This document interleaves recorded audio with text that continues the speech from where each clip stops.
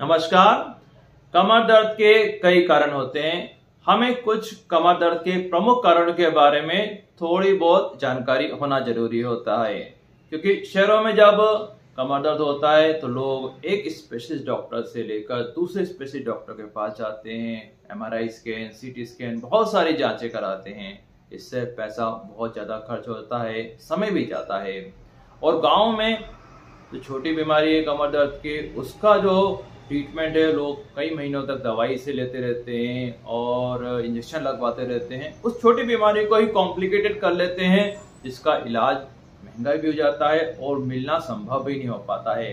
इसलिए हमें कमर दर्द के प्रमुख कारण के बारे में जानकारी होनी चाहिए, जिससे कि हम सही समय पर सही डॉक्टर के पास सही इलाज के लिए पहुंच सकें। और यह जानना कोई कठिन नहीं होता है, बहुत सरल होता है। पिछले वीडियो में भी हमने एक कमर दर्द का कारण जाना था और इस वीडियो में भी हम एक कमर दर्द का कारण जानेंगे। ट्यूबरक्लोसिस, टीबी बीमारी, इसके बारे में कुछ लोगों का ऐसा सोचना होता है कि ये बीमारी पूरी तरह से या लगभग खत्म सी हो चुकी है, लेकिन ऐसा बिल्कुल भी नहीं है। टीबी अभी भी हमारे देश में है और यहाँ पर रोज 1000 लोगों की जान जाती है टीबी बीमारी से। और टीबी बीमारी में केवल खांसी ही लक्षण नहीं होता है, और भी बहुत सारे लक्षण होते हैं, और उन्हीं में से एक होता है कमर दर्द। अगर कमर दर्द जो है 2 से 3 महीने से है, हल्का कमर दर्द है और साथ में रोज बुखार आता है या कुछ दिन छोड़ के आता है, हल्का बुखार आता है, साथ में कुछ वजन कम हो रहा है, रात को पसीना आता है, खाना खाने की इच्छा कम हो गई है, तो ये कमर दर्द और हल्का बुखार 2-3 महीने से अगर चल रहा है तो टीबी के लक्षण होने के संभावना होती है।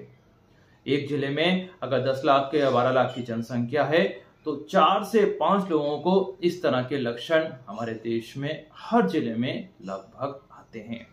इसलिए हमें ये ध्यान रखना बहुत बहुत जरूरी है कि जो कमर दर्द है उसके लिए डॉक्टर को जरूर दिखाएं, और डॉक्टर को दिखाने के बाद ही दर्द की गोली लें। जो कमर दर्द किसी वजन उठाने के बाद होते हैं वो अलग होते हैं, और जो कमर दर्द हैं 2-3 महीने से चल रहे हैं, हल्के बने हुए हैं, बुखार भी है, वो अलग होते हैं। तो हर कमर दर्द का कारण अलग होता है और उनका ट्रीटमेंट अलग होता है। तो ध्यान रखिए, तो टीबी बीमारी है उसका इलाज संभव होता है, और वो सरकारी जो हॉस्पिटल्स होते हैं उनमें पूरी तरह से फ्री होता है। ध्यान रखिए, टीबी बीमारी में अगर हम लापरवाही करते हैं तो ये बीमारी दूसरे लोगों को फैलती है। हमारे परिवार में जो दूसरे लोग हैं उनको फैलने की संभावना बहुत ज़्यादा रहती है। इसलिए आप इसका नियमित ट्रीटमेंट लें। इसमें 6 महीने से 9 महीने तक का ट्रीटमेंट चलता है, और सरकार की तरफ से कुछ लोग होते हैं वो आपको दवाई नियमित लेने के लिए भी बोलते भी हैं, और आपको भी खुद ध्यान रखना है कि आप इस बीमारी के लिए सही समय पर इलाज के लिए पहुंचें। इस बीमारी में कुछ महीनों के ट्रीटमेंट के बाद पूरी तरह से फायदा मिलना शुरू हो जाता है, लेकिन फिर भी 3-4 महीने तक का ट्रीटमेंट किया जाता है। और अगर आपको ट्रीटमेंट से कोई नुकसान दिख रहा है या पीलिया हो रहा है तो आपको डॉक्टर को सूचित करना होता है। कुछ समय के लिए दवाइयाँ बंद करी जाती हैं, इसके बाद फिर वापस शुरू करा जाता है। टीबी बीमारी में आपको खाने पीने पे बहुत ध्यान देना है।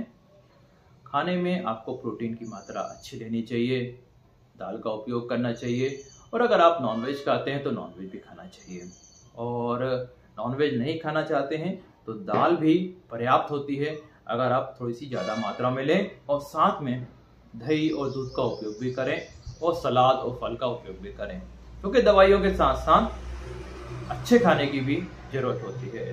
Thank you very much. आपके कोई सवाल है तो पूछ सकते हैं।